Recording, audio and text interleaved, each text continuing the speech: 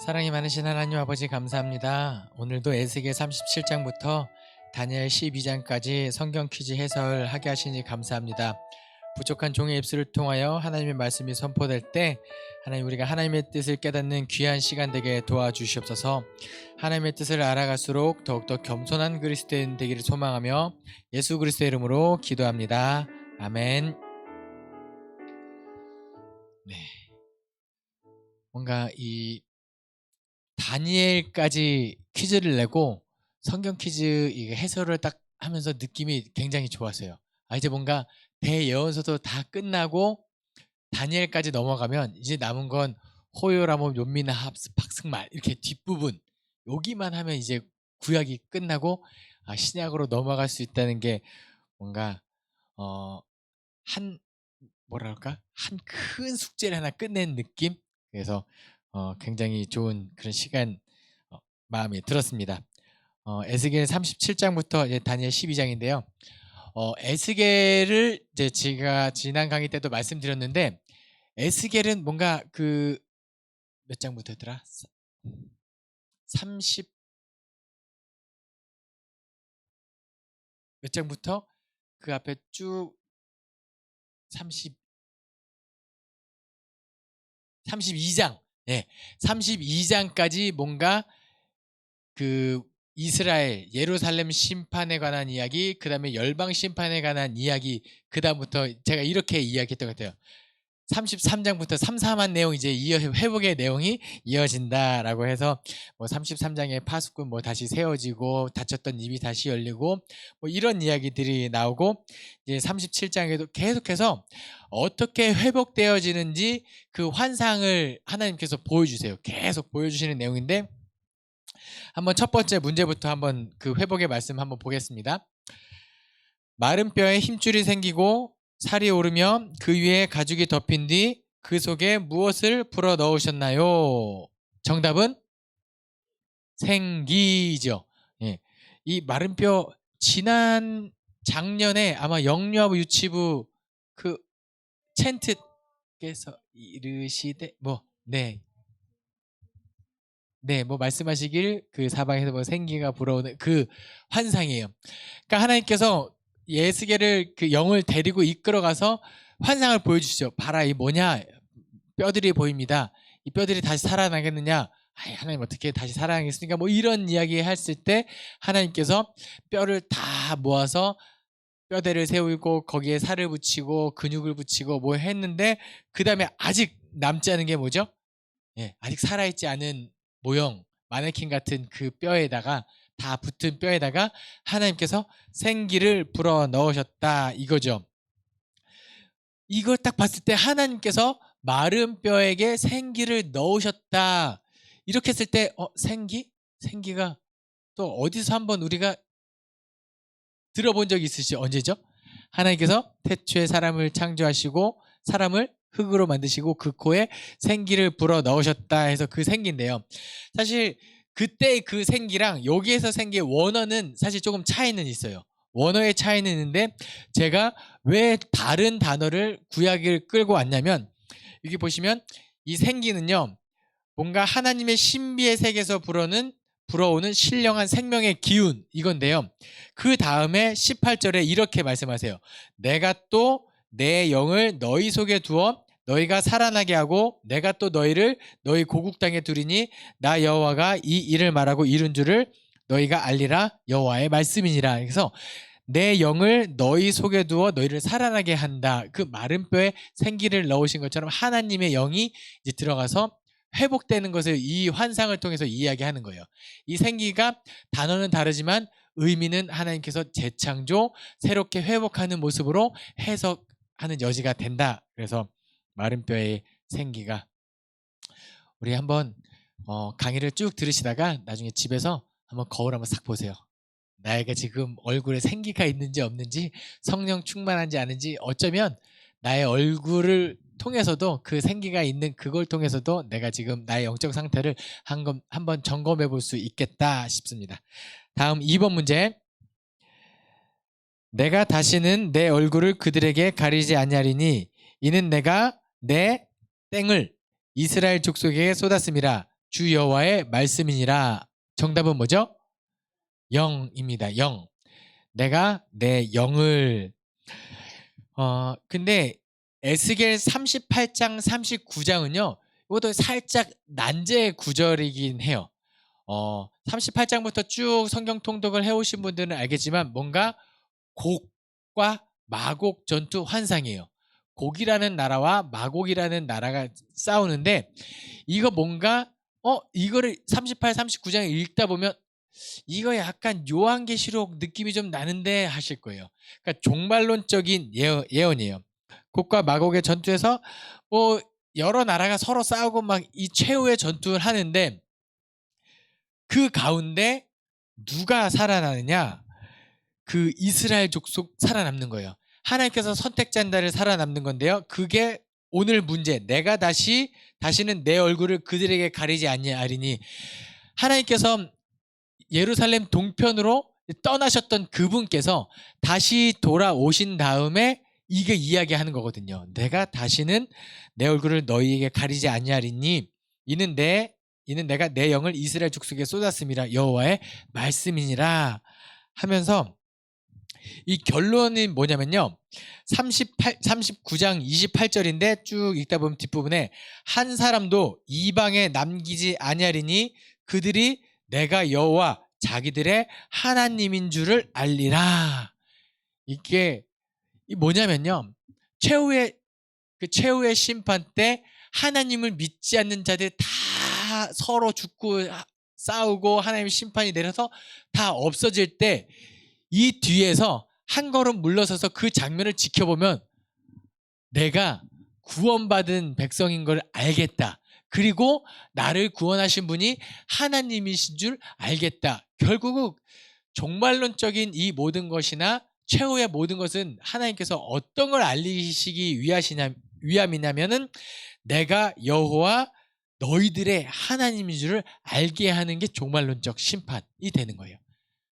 그때 우리가 저 멀리서 쳐다보는 입장이 될 것인지 아니면은 그 치열한 전투와 시련과 이런 현장에 있을 것인지 우리가 지금부터 준비하면 참 좋겠다. 우리는 가급적이면 하나님께서 선택받은 백성, 하나님의 영이 우리 가운데 있는 하나님의 얼굴이 우리를 향하여 있는 하나님의 백성, 하나님의 자녀가 되었으면 좋겠습니다.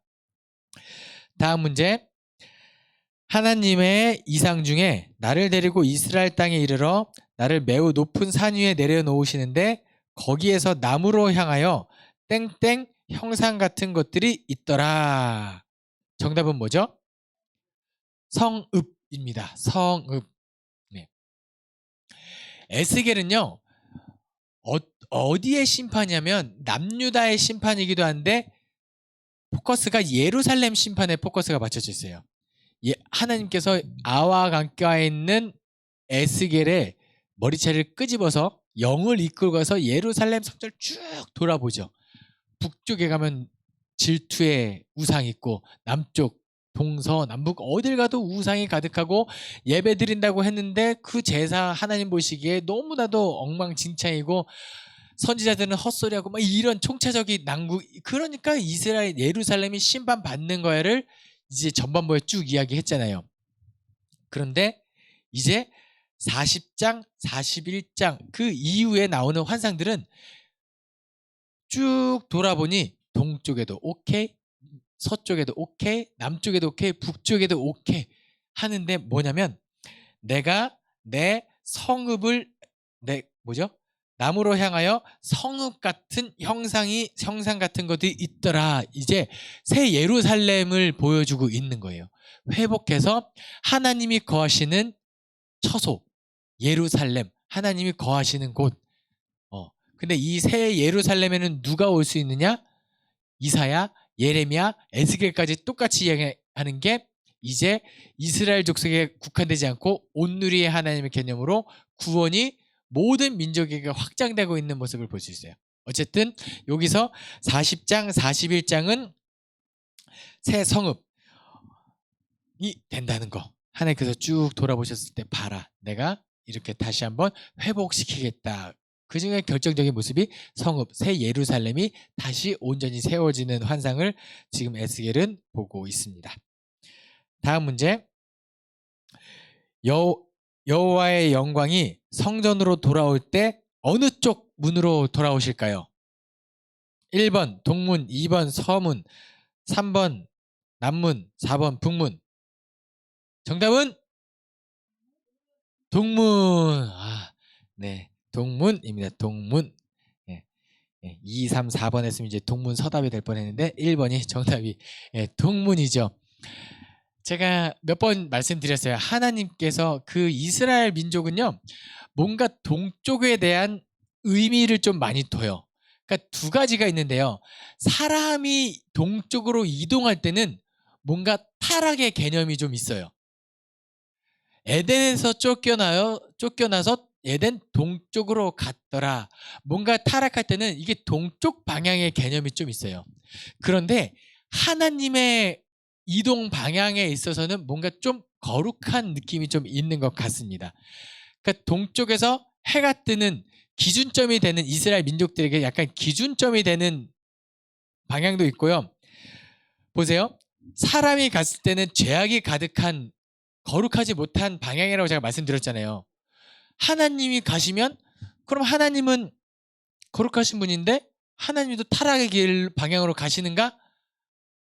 긴가요? 아닌가요? 하나님께서 그러면은 거룩하신 분이 굳이 왜 동쪽 방향으로 나가실까요? 보세요.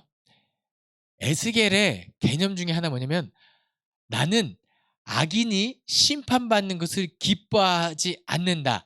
악인이 회개하고 돌아오는 것을 원한다. 자, 보세요. 악인이 지금 어디 있죠?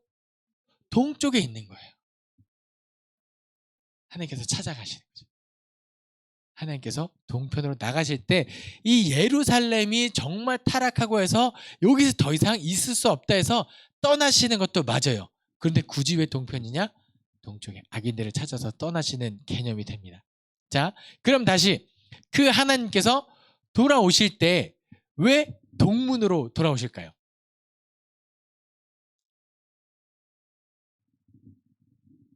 동쪽으로 나갔죠. 그러면은 가장 빠르게 돌아올 수 있는 길은 동쪽인 거예요. 네, 하나님께서 가장 빠르게 회복시키기를 원하시고 빨리 다시 돌아오기를 원하시는 그 하나님의 마음.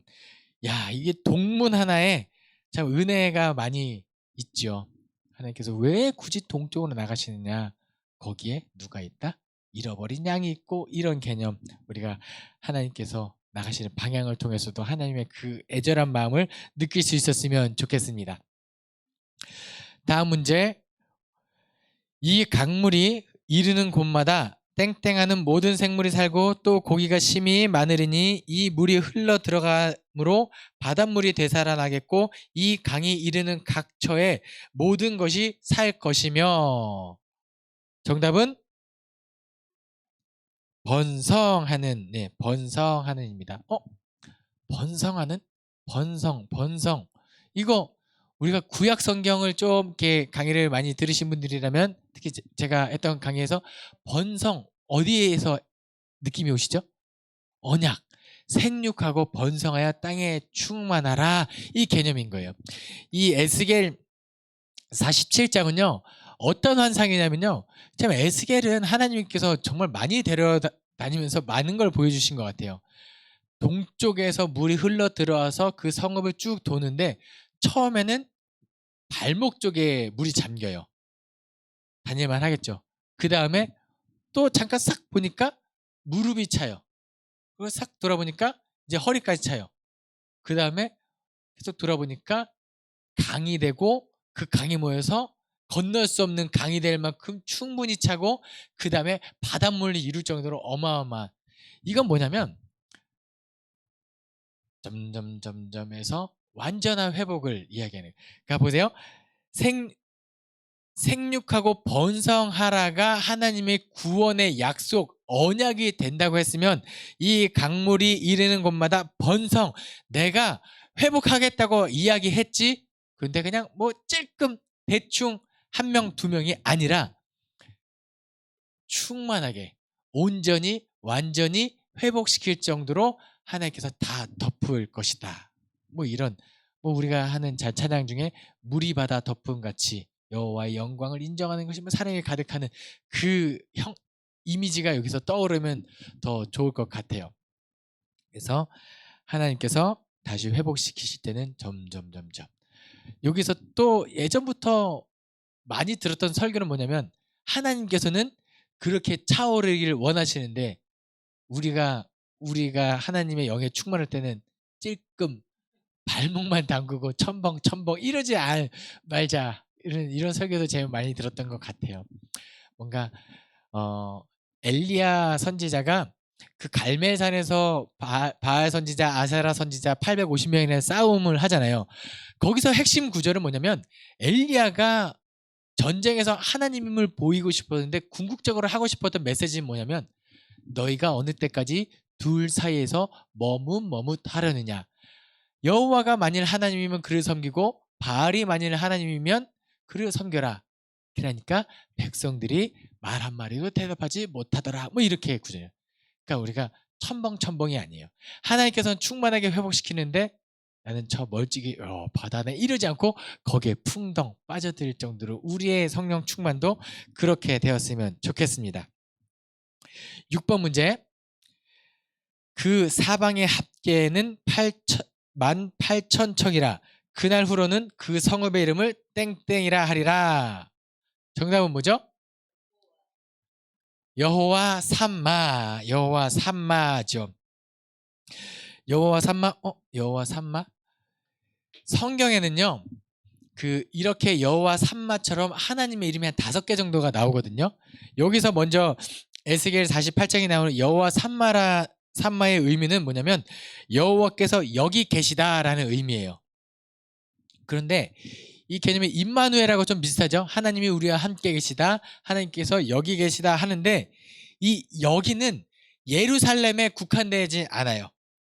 그러니까 여기는 예루살렘이지만 새 예루살렘 이 개념이 이제 온누리의 하나님이라고 말씀드렸잖아요. 그래서 여호와 삼마일 때는 하나님께서 여기 계신데 여기 계신 하나님은 어디든지 계실 수 있는 분이에요. 그래서 생기가 불어올 때 생기가 사방팔방에서 불어오는 것도 비슷한 개념으로 보시면 돼요. 여호와 삼마는 하나님 여호와께서 여기 계시다라는 의미가 있지만 깊은 의미는 어디에나 계신 분 하면서 제가 준비해봤어요. 하나님의 이름 5가지. 여호와 이레 어디 나올까요? 여호와 이레 여호와께서 준비하셨다. 아브라함이 이삭을 바쳤을 때 그 모리아 산에 올라가서 죽이려고 했을 때 멈춰라 하고 수풀에 양을 준비하신 여호와 이레 준비하시는 하나님 예비하시는 하나님은 계획이 있으신 분 뭐 이렇게 그래서 제가 되게 좋아하는 게 여호와 이레 영혼은 일 안 해 뭐 이런 거 되게 좋아해요. 하나님께서 일하시고 영혼은 일 안 하고 한량처럼 살고 싶습니다. 다음 농담입니다. 다음 문제가 아니라 그다음에 여호와 니시 어디 나올까요? 여호와의 하나님의 깃발이라는 뜻이거든요. 이거 어디냐면은 전투죠.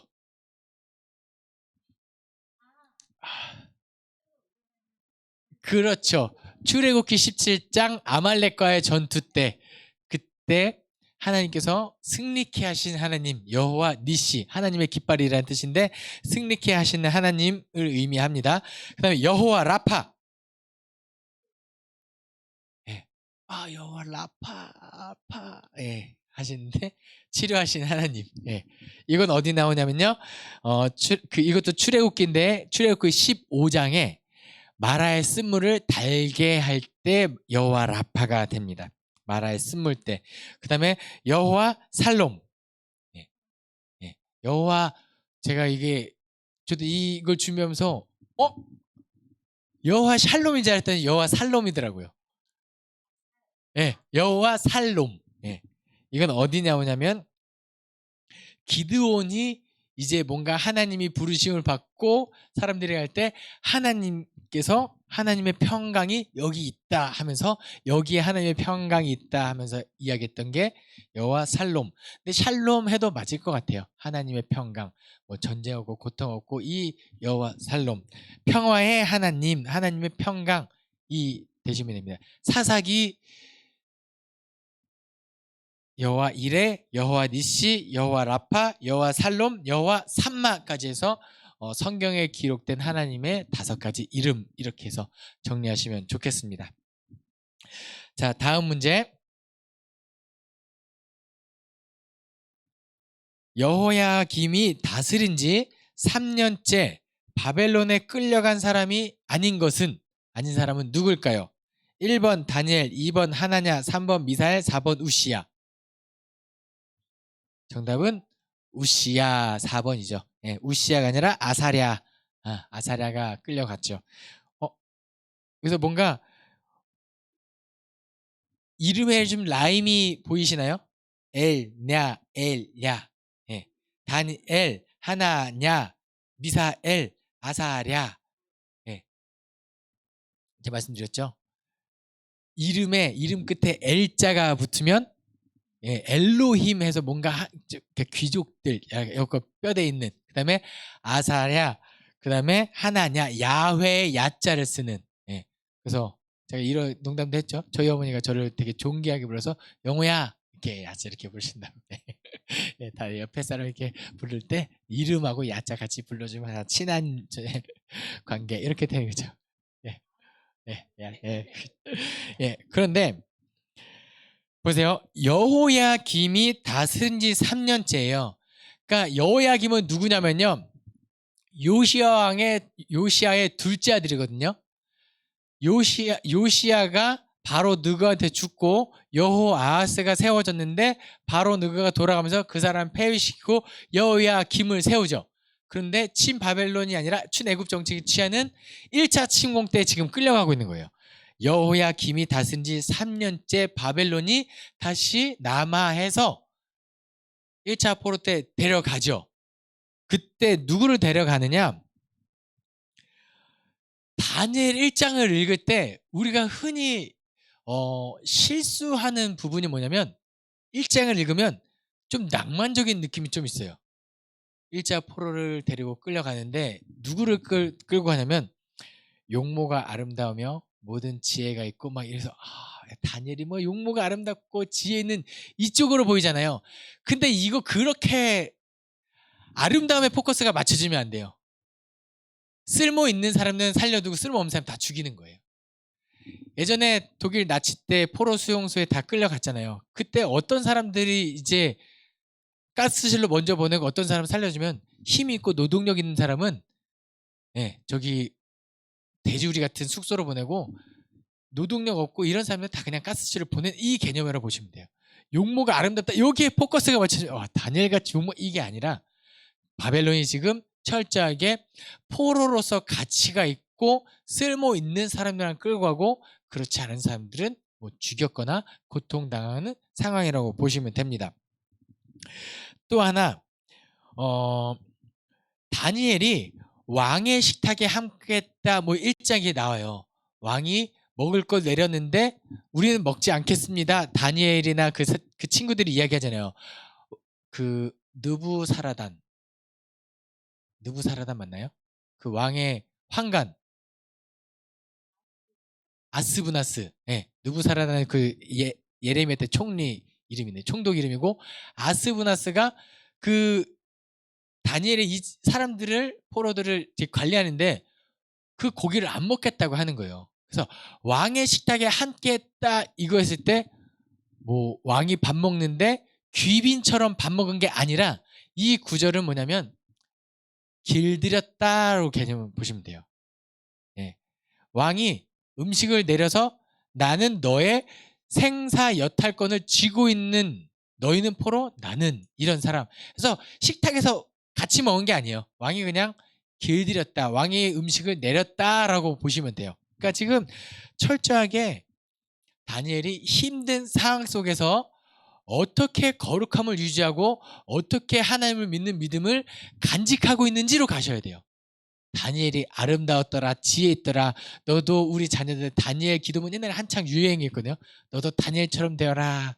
걔는 너도 쇠가 빠지게 고생하면서 그 가운데 아름답게 피어라. 이렇게 이런 축복이 될 수 있는데 다니엘은 그 가운데. 그런데 누군가 또 이렇게 질문할 수 있어요. 목사님, 다니엘이 이름을 바꿨잖아요. 바벨론식 이름을 바꿨거든요. 우리 다니엘 새 친구 이름하면 딱 떠오르는 자동적으로 나오는 새 친구의 이름 뭐죠? 네, 사드락과 메삭과 아벳느고 뭐 이렇게 그쵸? 저 어렸을 때 주일학교 때는 하나냐 미사엘 아사랴 이 이름보다는 사드락과 메삭과 아벳느고 이게 되게 주입식으로 외웠던 것 같아요. 아, 다니엘 새 친구 이름은 사드락과 메삭과 아벳느고구나. 네. 근데 다니엘의 이름은 벨드사살 이거예요. 바벨론식 이름이. 그러니까 이름을 뭔가 바벨론식 이름으로 바꿨어요. 그러면 누군가 모르겠어요. 아니 하나님을 믿는 사람이라면 원래 이게 다 바벨론 우상을 섬기는 그런 이름이긴 해요. 근데 이름을 바꾼 거는 신앙을 포기한 거 아닙니까? 지키지 않은 거 아닙니까? 라고 누구 이야기할 수 있어요. 그래서 제가 예전에 설교할 때 뭘 했냐면 우리나라에 창씨 개명할 때 이름을 바꾸면 안 되는데 이게 어쩔 수 없이 바꿀 수밖에 없을 때 이런 의미로 이름을 신청해요. 일본 바보 뭐 이런. 내 이름은 앞으로 일본 바보입니다. 그럼 누가 나를 부를 때마다 일본 바보야 일본 바보야 부르는 걸로 뭔가 한을 풀었던 창씨 개명. 이거는 조금 다른 개념이긴 한데 예레미야가 하나님의 뜻을 선포해요. 뭐냐면 너희는 바벨론을 끌려가서 2, 3년 만에 돌아오지 않을 거야. 70년이 걸릴 건데 거기서 터를 잡고 결혼도 하고 거기서 생활해라라고가 하나님의 뜻이에요. 그러니까 이름을 바꾼 건 하나님의 뜻인 거예요. 예. 물론 의미는 의미는 조금 그럴 수 있지만 다윗이 그 다니엘과 세 친구들이 바벨론식 이름으로 뭐 본인의 정체성은 다니엘, 하나냐, 미사엘, 아사랴가 있겠지만 누군가 부를 때는 바벨론식 이름을 불렀을 때 네라고 대답하는 그 정도라고 보시면 될 것 같아요. 어쨌든 다니엘 1장에서 우리가 기억해야 될 거 낭만적이지 않다. 피폐한 상황 속에서도 끝까지 거룩함을 지키기 위해 애쓴 다니엘과 그 세 친구들 이렇게 보시면 될 것 같아요. 자, 8번 문제입니다. 왕이여 우리가 섬기는 하나님이 계시다면 우리를 맹렬히 타는 땡땡 가운데서 능히 건져내시겠고 왕의 손에서도 건져내시리다. 정답은 뭐죠? 풀무불. 어떤 사건에서 이거죠? 느부갓네살이 그 왕의 신상에 절하지 않는 사람 다 풀무불에 던져버리겠다 했는데 다니엘과 세 친구들이 우리는 절하지 않겠습니다. 근데 제가 사실 이 문제를 냈을 때는 이 다음 구절을 말씀드리고 싶어서 그래요. 왕이여 우리가 섬기는 하나님이 계시다면 여기서는 그 조건적으로 물어봤잖아요. 이 이야기 대답을 하잖아요. 계시다는 건 확신하는데 계시다면 계신데 우리를 맹렬히 타는 풀무불 가운데서 능히 건져내시고 왕의 손에서도 하나님은 우리를 건져내실 겁니다. 그 확신이 있어요. 믿음이 있어요. 그런데 뭐죠? 그렇게 하나님께서 그렇게 하지 않으실지라도 이 고백이 이어질 때 저는 너무 이 성경에 나오는 그 신앙 고백 중에 저는 제일 좋아하는 고백이긴 해요. 하나님께서 잘해주시겠죠. 우리를 섭섭하지 않게 하실 거예요. 그런데 때로는 내 뜻과 상관없이 하나님이 나를 그렇게 안 하실 수도 있어요. 그리 아니하실지라도 감사하고 하나님을 배반하지 않는 이 신앙. 어쩌면 저는 이 다니엘에서 가장 이 사자굴에 들어가는 것도 다니엘도 대단한데 이 고백은 너무 아름다운 고백인 것 같아요. 그렇게 하지 아니하실지라도. 네. 그 고백이 우리의 고백이 되었으면 좋겠습니다. 다음 9번 문제. 털이 많은 순염소는 어느 나라 왕을 의미하나요?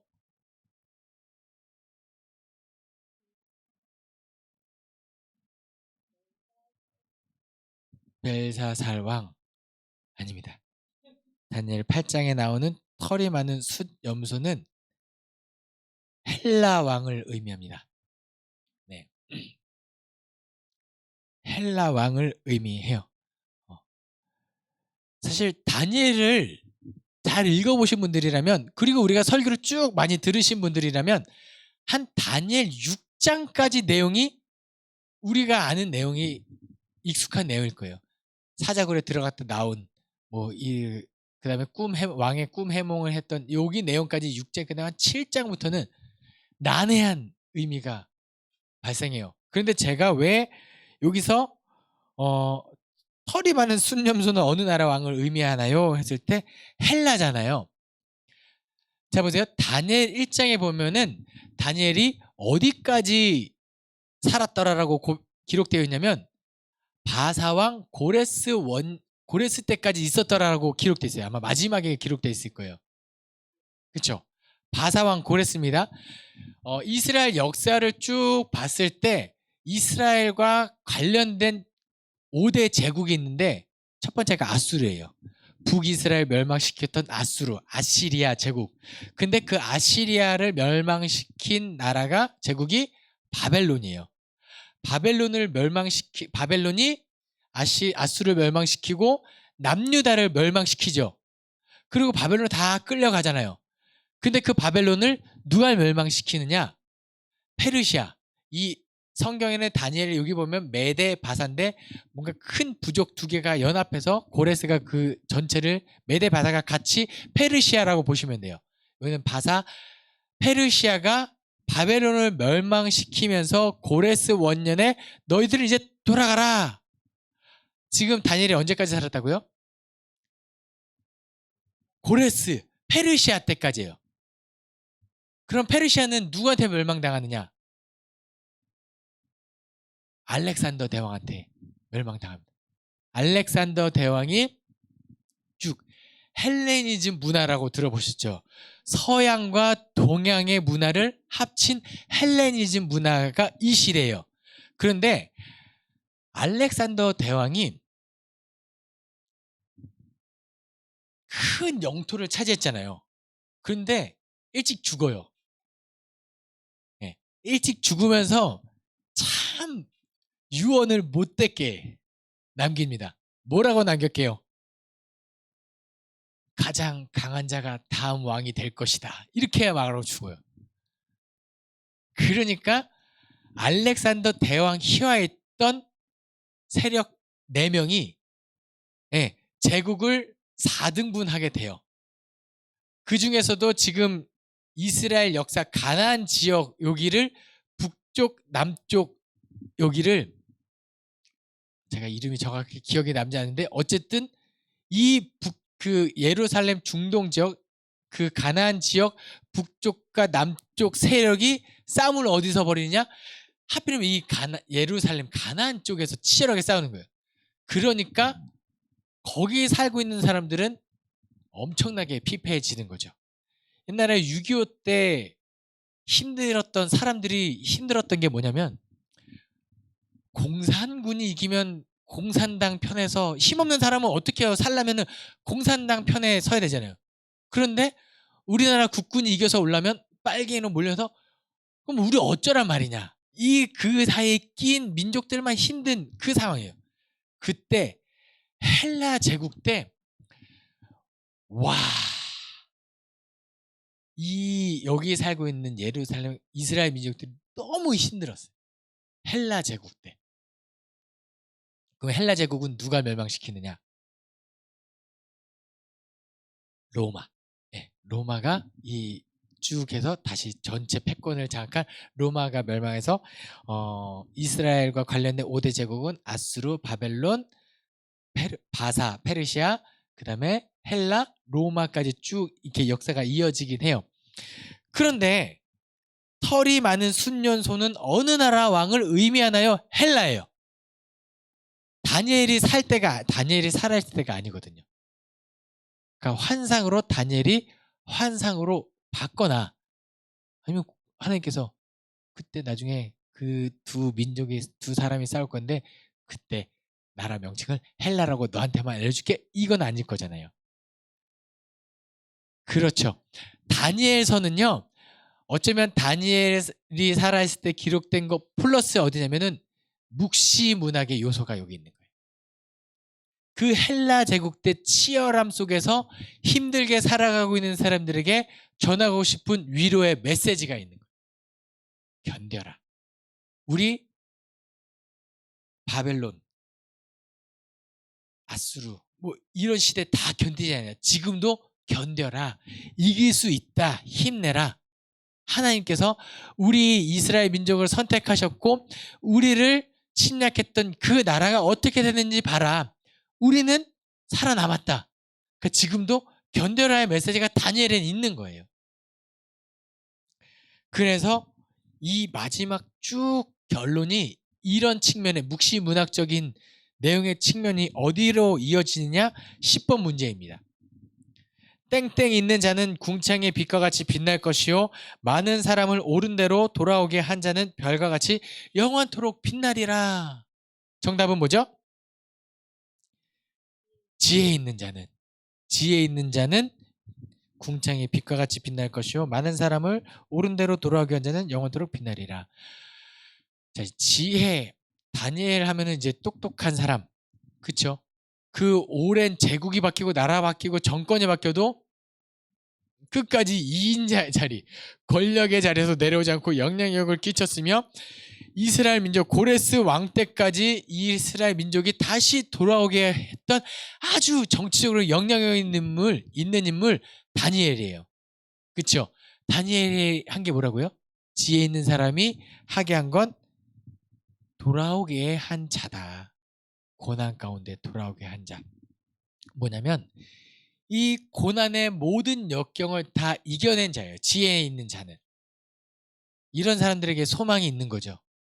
지혜 있는 자는 환난 가운데 인내하고 인난 가운데 연단했고 연단 가운데 소망 있는 어떤 사람, 매를 먼저 맞은 사람이 이걸 다 이겨낸 지혜 있는 사람이 무엇이 되어주라? 다음 힘든 사람들의 어떻게 견딜 수 있게 하는지, 어떻게 다시 회복의 땅으로 돌아올 수 있게 하는지 그 방법을 제시해 주라는 거예요. 이 마지막 구절이 그거예요. 지금 견뎌라가 되겠죠. 우리 과거에 우리 선조들이 어떻게 시련을 이겨냈는지 잘 봐라. 멍청하게 흐리멍청하게 그냥 힘들다고만 하지 말고 어떻게 고난을 이겨냈는지 똑똑히 이 시련을 잘 이겨내라 라가 돼요. 이 단순히 전도합시다 이 구절이 아니라는 거죠. 네. 어떻게 사람들 많이 돌아오게 하나님, 그쵸? 이것도 맞아요. 하나님 품으로 복음을 전파하고 하나님 돌아가게 하는 지혜 있는 자로 적용시켜야 되는데 그거 이전에 성경이 원래 갖고 있는 의미는 고난을 견딘 자가 다음 힘든 사람을 위로하고 하나님 품으로 돌아오게 할 수 있게 하는 모범이 되어라. 이 구절이 된다라는 겁니다. 네, 오늘까지 또 이렇게 다니엘 12장까지 다니엘은요 그 앞에 역사적인 구절 빼고 뒤에는 되게 난해한 구절들이 많아요. 환상 보고 막 천사가 알려주고. 그래서 이걸 또 누가 많이 인용할까요? 이단들이 에스겔, 다니엘에 이어서 저 요한계시록까지 뭔가 어떤 성경의 흐름을 맥을 잡아줄 때 욥기, 에스겔, 다니엘 이렇게 이어가는 성경 공부했다면 빨리 나오세요. 빨리 나오세요. 네. 그러면 목사님이 그 이어서 설명해 줄 겁니까? 그렇게는 안 돼요. 네. 네. 끝을 정해놓고 설명하면 이렇게 풀이가 가능할 수 있지만 그건 아니라는 거. 하나하나 요목조목 성경에 암호화된 데는 또 이유가 있을 거거든요.